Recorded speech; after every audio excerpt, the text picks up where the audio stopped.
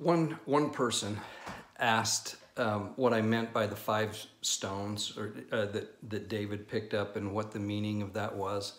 And I was going to say something about it during that last video, but I didn't. And it's not going to be earth-shattering, folks. I haven't really looked up anything.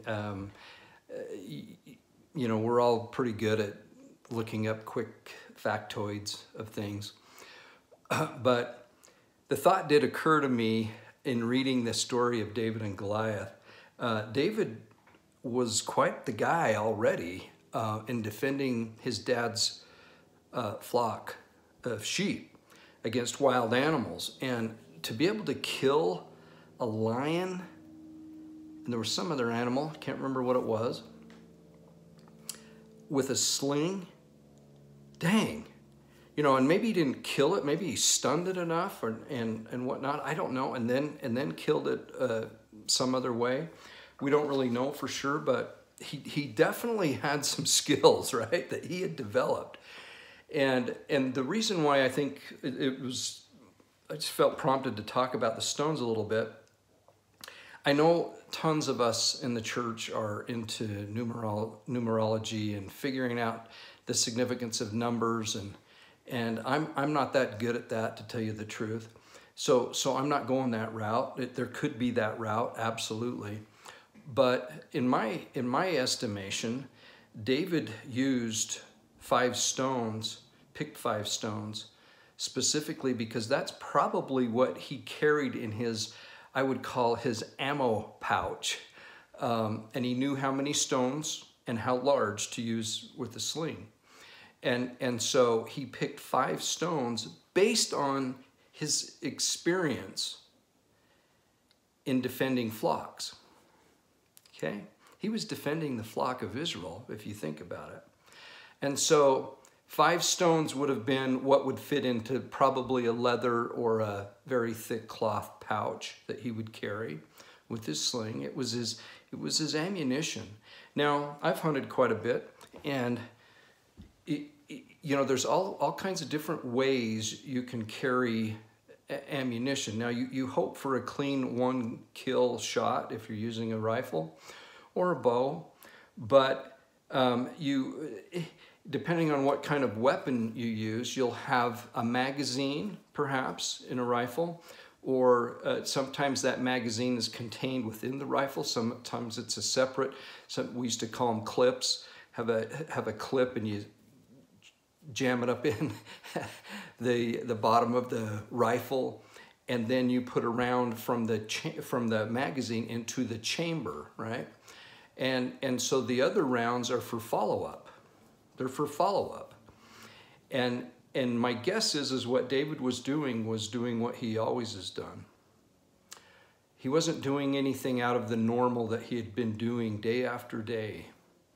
It came instinctively to him because he had practiced and practiced and practiced, and he was probably super good at it, and had some gifts and abilities as well, right?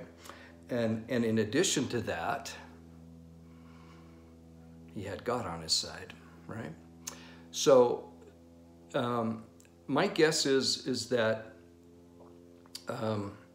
with the idea of either hunting or protecting, you have extra ammunition, and that to me is what he had, if in case he needed it. And he had the perfect pouch that held a certain amount, 5, of a certain size of stone that he was used to casting. He knew how far it would go. And see, that's the other thing with a rifle, you know, depending on the caliber, depending on the grain of the bullet, depending on what you want out of it to happen, is you will have different ammo for different applications. And so my guess is David went there with the application that he was most familiar with. And so nothing earth-shattering there, but felt impressed to say that. And if you think about it, that's how God uses us. He uses us with our gifts and abilities that we have, that we've worked on, that we've you know, made an attempt to maybe not perfect, but become familiar with. And then he uses those for his purposes, right? And if we're willing, if we will let God prevail, then he'll use us to do those things that we've kind of figured out. And I think that's where David came in. And I think the same thing could apply to Nephi as well. One other cool observation that a listener slash commenter said was, and I meant to say this, but I want to give credit to who did this, who said this, is that isn't it interesting that both Laban and Goliath were killed with their own swords? Now again, we might have said that the rock embedded killed Goliath, but probably just knocked him out. And we know that Laban was passed out, but their own sword was used against them. And it kind of reminds us of the scripture in the Book of Mormon, later on in the Book of Mormon, where he says the wicked will punish the wicked. It's like their own weapons will punish themselves. And that's what's going to happen, I think, with all the stuff that's going on. So yeah, interesting things happening there. The other thing that I felt impressed to do is, in one of my previous videos, I mentioned the changing of the name of the ensign to the Liahona and the significance of that. And I don't think, I'm almost positive I did not give credit to a listener slash individual who commented on what I said. I need to shout that out, because that's where I might have developed that thought a little bit, but it came to my mind that I should say that that wasn't an original thought of mine. And so when I typically feel those impressions, I like to put it out there so that I guess I just want it cleared in my head, right? So I try to do that. Now, early this morning, I had the thought come to me with this injury and having to keep legs elevated, and I can't put any weight on it. It's kind of disrupt my sleep, you know. And anyway, I woke up with this idea of lines, not the word line, how it's applied.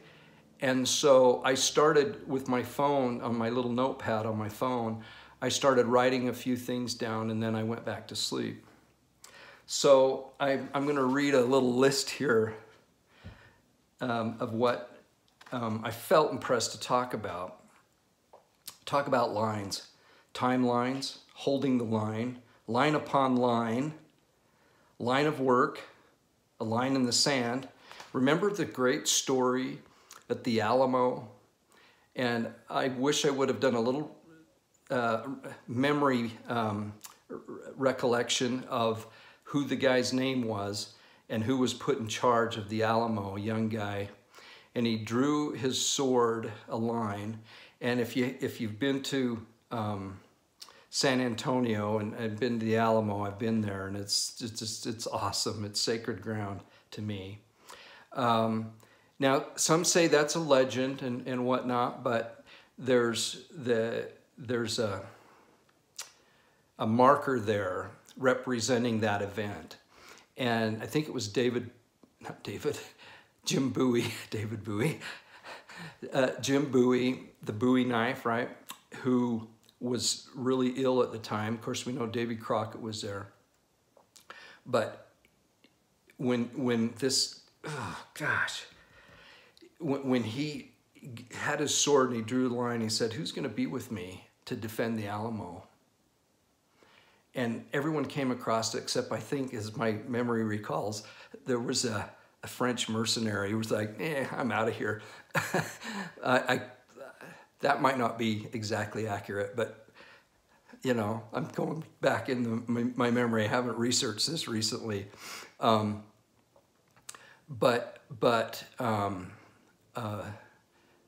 Bowie, Jim Bowie, they had him, he wanted his cot that he was on taken across the line to stand and fight. This is cool stuff. Okay, so a line in the sand. You've crossed the line. A line of music, a line of poetry. I've heard that line before. chalk line, measuring line, power line, a lineman, telephone line, line of cable, clothesline. The shortest path between 2 points, or the closest path between 2 points, is a line, right? Priesthood line, line of authority, genealogy line, the Nazca Lines. We've got to talk about the Nazca Lines. It's some of the coolest glyphs, geoglyphs, I think is what they call them. Well, the figures are monkeys and spiders and whales and just this kind of human form. And the only way you can really see them for what they are is from the sky. This is just awesome stuff. The Nazca Lines, and then all the geometric lines, you know, perfect. Okay, offensive line, defensive line, hold the line, you're on the line, in line, you are drawing outside of the line, get behind the line, the back of the line, the front of the line. And the very word lineage is about a line of ancestry, right? So lines, I could take each one of those and talk a little bit about them in the context of what our world is right now, in the context of where we should be going, the scriptural basis. You can go into in fact, I did this at 2 or 3 or whatever time it was this morning. I just had my phone and didn't want to wake up Susie. So I didn't want to rattle my scriptures around and turn on a light. So I'm using my phone, but you can go into the index, the Bible index. No, maybe it's the topical guide. Can't remember. Anyway, and there's a section for lines, scriptures with lines in them. And one is the line upon line. I think it's actually precept upon precept, line upon line. And then I could go into chorus on the Saturday's Warrior song. Oh, I never did see that. I think it came out either while I was on my mission or maybe when I recently got home or something. And I just was like, this is a little too cheesy for me. But I remember people singing and humming that song, right? Line upon line upon line upon. Okay, sorry, now it's in your head and now you know what I have to deal with. So, yeah, lines. Our life is really about lines. And the one that my wife said, she goes, this isn't really a line, because I was telling her all this stuff that was in my head, right? I have to release it. She said, well, straight is the way and narrow is the gate, straight is the way, a straight line. So, and then I listened to Elder Bednar's talk that he gave at BYU. Many of you suggested it. I didn't even know he was giving a devotional, so I'm a day late and $1 short as usual. But I listened to it early this morning, and he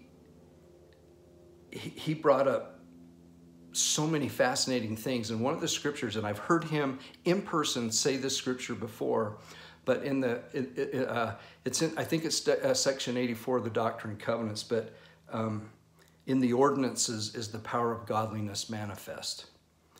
And he brought that up. And so the gate is baptism. The path are the rest of the ordinance. And it's the straightest line to God.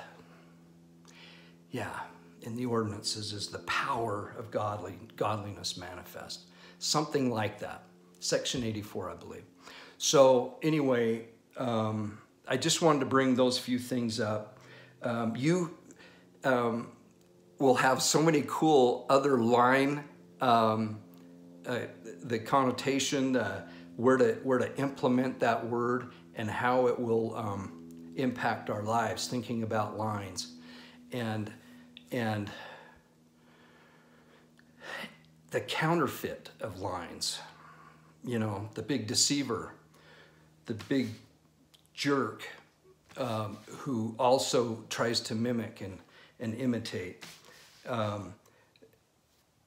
Those are also good to recognize so you don't go down those particular lines, right? So we can do this in a positive and negative way, and the negative way I think is good in a sense so that you can recognize it, right? But obviously maintaining more of the positive approach I think would be more beneficial. And really when we focus on the positive, it really does identify the negative automatically, doesn't it? Yeah, that's what's so cool about it. Okay, one last thing. This just came to me just now. There was a couple of comments that I was probably a little out of line in my criticism of Lady Gaga singing the national anthem. Now I want to be serious. I personally, I shouldn't personally attack someone like that I don't know, and you can't believe all the things you read. For me personally, I don't think she's the best representative, and you know, but I got to stop that. I do. So I really appreciate those that don't always agree with me and that in a kind way say, hey, you know, that wasn't the nicest thing to do. And so I'm going to apologize for saying it, but not necessarily feeling it, because I haven't got to that point yet. I'm still working on all that stuff. Yeah, I wanted to bring that up. I can't remember anything else. Oh yeah, someone brought up Göbekli Tepe. It's an archaeological site in Turkey. Fascinating.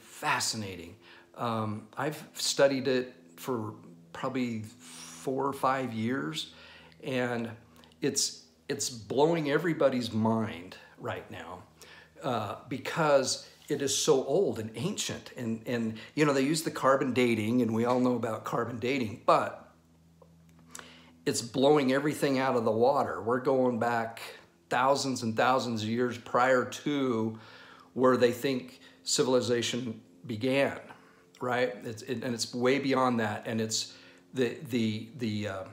it's circular with the kind of a Stonehenge type looking thing. It was purposely buried, and the animals and the interesting figures carved on these huge stone pillars. It's an amazing thing. I highly recommend you searching that. Göbekli Tepe. Göbekli Tepe. I think I'm pronouncing that right. It's in Turkey, which is interesting because, you know, Mount Arafat, anyway, the mount that, Ararat, thank you, Mount Ararat,